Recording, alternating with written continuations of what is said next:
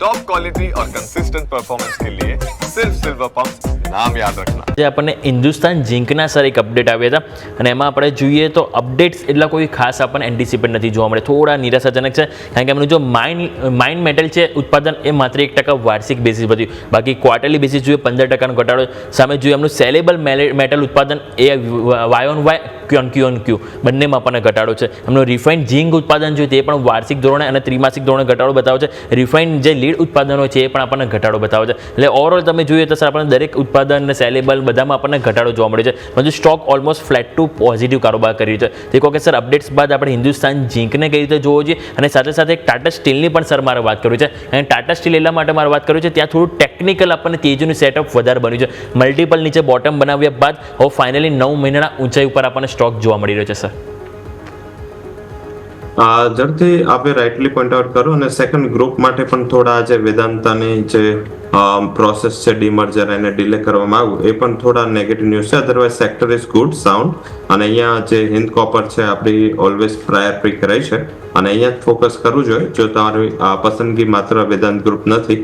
મારા હિસાબે જે હિન્દ ઝિંક ઘણા ટાઈમથી લાઈક સિલ્વર આટલા બધા પ્રાઇસ બધા, ઝિંકના પ્રાઇસ આટલા બધા છતાં મીન્સ કે એમના ઇમ્પેક્ટ છે એ સેલ્સમાં નથી આવી રહી. ઇમ્પેક્ટ એ કારણ કે આ વોલ્યુમના નંબર હોય છે એટલે બેઝિકલી રિઝલ્ટ એટલા ખરાબ નથી. તો મારા હિસાબે જે અત્યાર સુધીની હિસ્ટ્રી રહી છે કે જ્યારે ત્યારે એમના પ્રી ક્વાર્ટર વોલ્યુમના ટર્મ્સમાં આવે છે એટલે થોડું પ્રાઇઝિસ સેલિંગ પ્રેશર લે છે અને પછી જ્યારે એકચ્યુઅલ રિઝલ્ટ આવશે ત્યારબાદ અહીંયા એક સારી તેજી જોવા મળશે. તો આઈ થિંક આપણે થોડી રાહ જોઈએ, અહીંયા થોડું નવી ખરીદી માટે અવોઇડેબલ છે.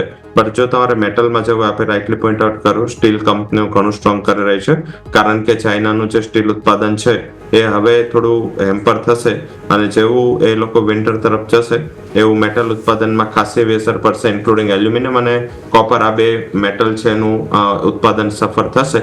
તો આઈ થિંક સ્ટીલ કંપનીમાં ફોકસ કરવું જોઈએ. હાલાકી મારી ઓલવેઝ ટોપિક સ્ટીલ કંપનીમાં JSW સ્ટીલ રહેશે but Tata steel, JSW steel, JSL steel, stainless અને જિંદાલ આ ચારે સારું કરી રહ્યા છે, કમ્પેરેટિવ બેટર પ્લેસ છે. પરંતુ જો પ્રાયોરિટી વાઇઝ જવું હોય તો JSW સારું કરી શકે છે. સેકન્ડ કે આમાં જો ફોકસ રાખવું હોય તો હિન્દ કોપર પર ફોકસ કરો. Comparative non ferrous plus ferrous મેટલમાં સૌથી વિજિલન્ટ જો કોઈ કોમોડિટી અત્યારે દેખાઈ રહ્યો તો કોપર છે અને લગાતાર તમે જો તો કોપરના પ્રાઇસીસ એક નોર્થવર્ડ ડિરેક્શનમાં રહ્યા છે. તો આધારે હિન્દ કોપર મને બેટર દેખાઈ રહ્યો છે. 285 280 વચ્ચે એને એક્યુમ્યુલેટ કરતા રહો અને ઉપરની બાજુ જે ટાર્ગેટ છે હિન્દ કોપરમાં એ મને એવું લાગી રહ્યું છે 322 થી 325 સુધીના બની શકે છે. તો comparative Hind zinc, JSW steel અને હિન્દ કોપર મેટલ સેક્ટરમાં પસંદગી કરવું જોઈએ.